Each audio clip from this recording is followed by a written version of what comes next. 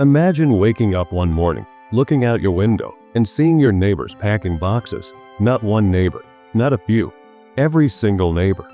Families loading their memories into trucks. Children asking why they have to leave. Business owners locking their doors for the last time. Nobody in this town wanted to go, but they had no choice because the United States government showed up, bought every house, every business, every inch of land, and told over 2,000 people that their home no longer existed. Then they bulldozed what was left, burned the soil, buried the debris, and erased the name of the town from every official map. This isn't a war story. There were no bombs, no invasion.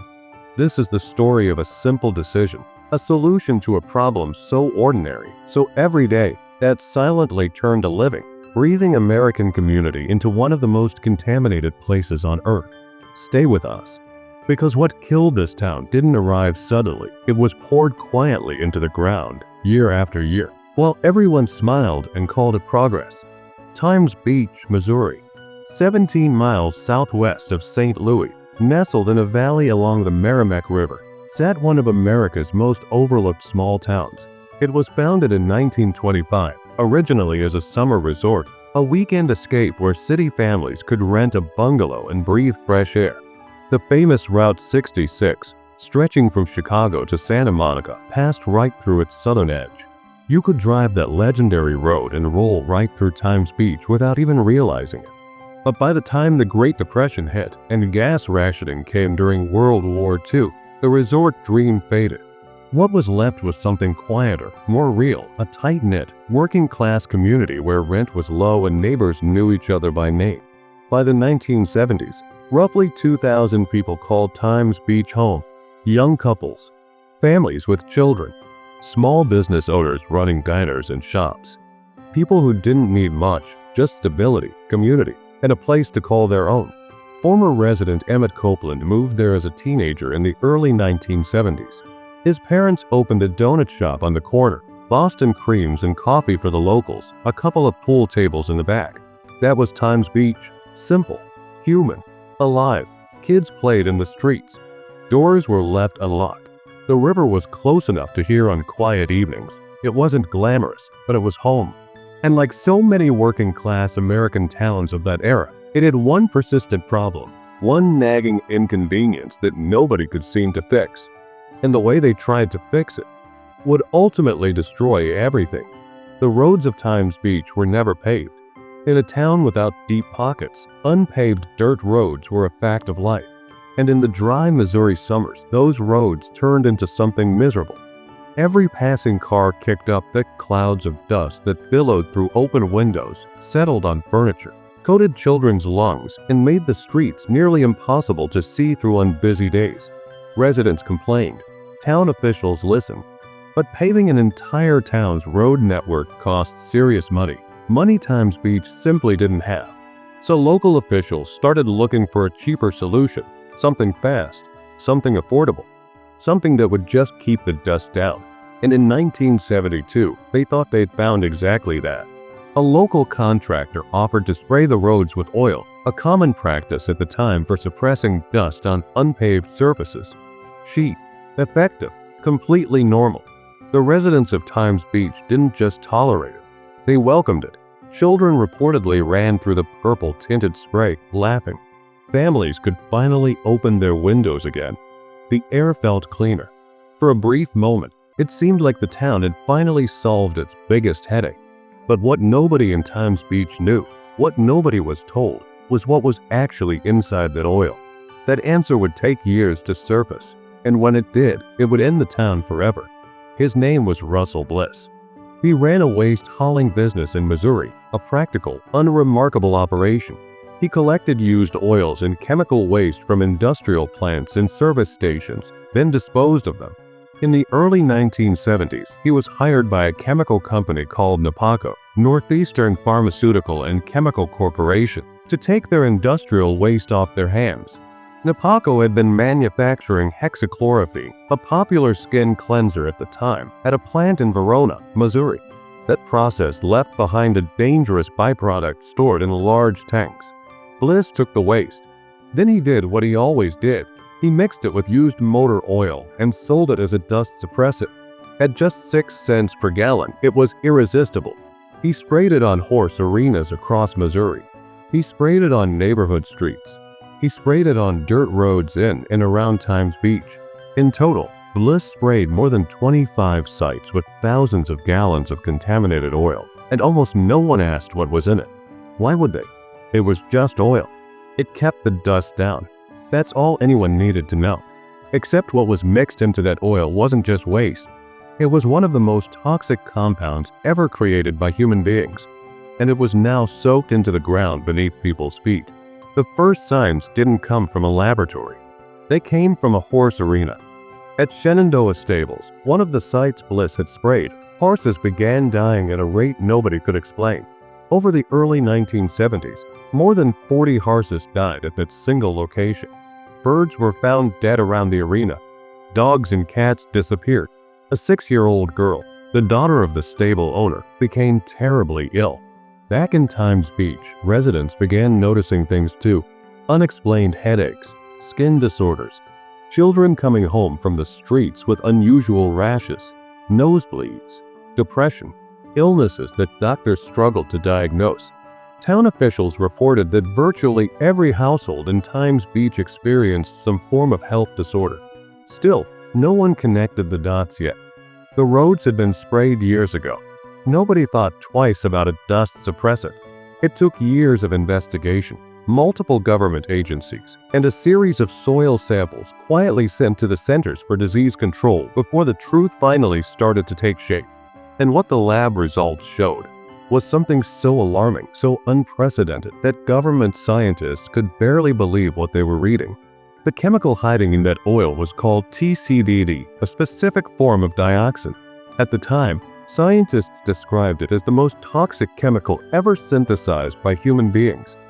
Dioxin is a byproduct. It's not made on purpose.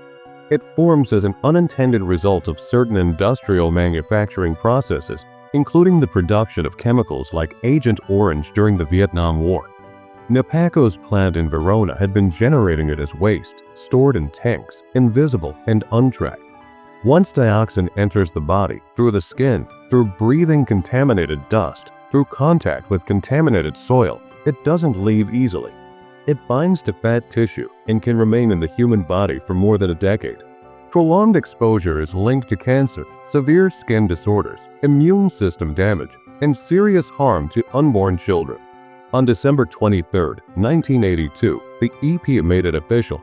Times Beach soil contained dioxin levels of approximately 100 parts per billion.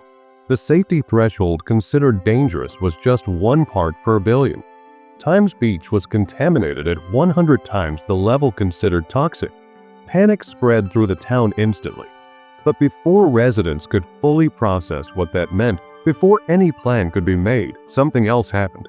Something that would make an already catastrophic situation completely uncontrollable.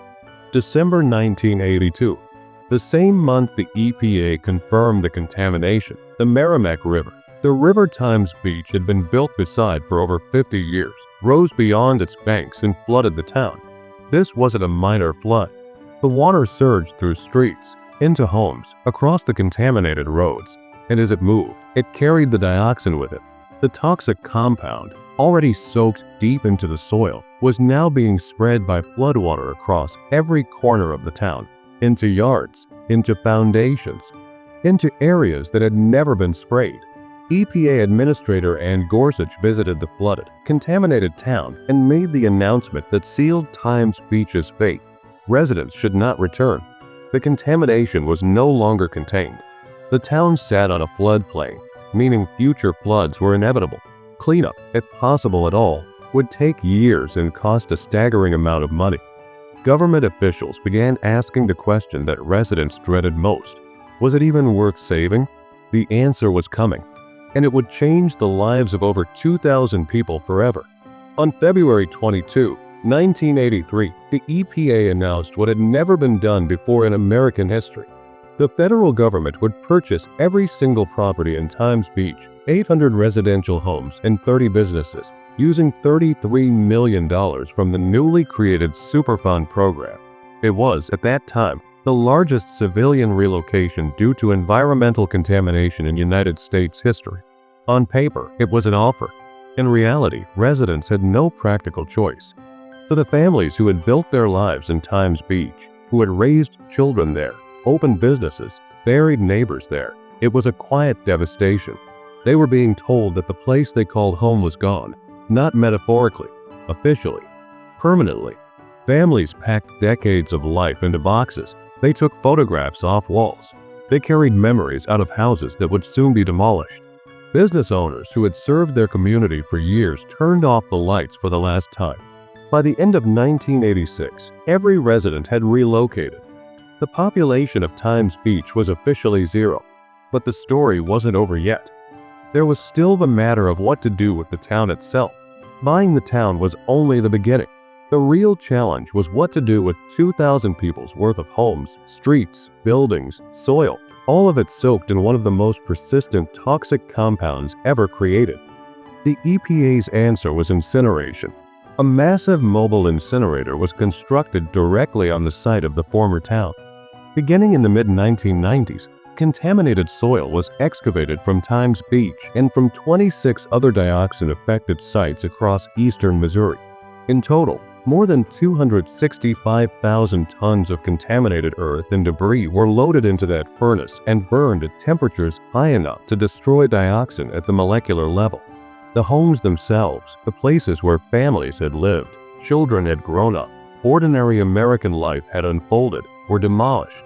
The debris was buried in a mound at the center of the site, sealed beneath the ground. The incinerator ran from 1996 to 1997. The total cleanup cost reached $110 million. By 1997, Times Beach no longer existed in any form. But here's what might surprise you the most. What stands on that ground today and what it says about everything that happened is unlike anything you'd expect. In October 1999, the land where Times Beach once stood was officially reopened to the public. Not as a memorial, not as a museum, as a state park. Route 66 State Park, 409 acres of trails, trees, and open sky along the Merrimack River, now sits exactly where a working-class town once thrived. Families picnic there. Cyclists ride the trails. Deer wander through the new growth forest. In the center of the park, there is a large mound of earth. Beneath it, sealed forever, are the remains of the homes of Times Beach. The EPA removed the site from its Superfund list in 2001. But here is what lingers, the truth that makes this story more than just a tragedy. The people of Times Beach didn't do anything wrong. They weren't careless. They weren't reckless. They were working families trying to solve a dust problem on a tight budget. They accepted a deal that sounded reasonable. They let a man with a truck spray their roads. They thought it made their town better, and that decision, made in good faith by ordinary people, trusting a system that failed them, erased their community from the face of the earth. Times Beach is gone. The streets where children played are trails now. The houses where families lived are buried beneath a park. And somewhere, a generation of people still carries the memory of a home that the map no longer shows. That's the thing about the places we lose. They don't disappear from the people who loved them, only from the world that forgot them.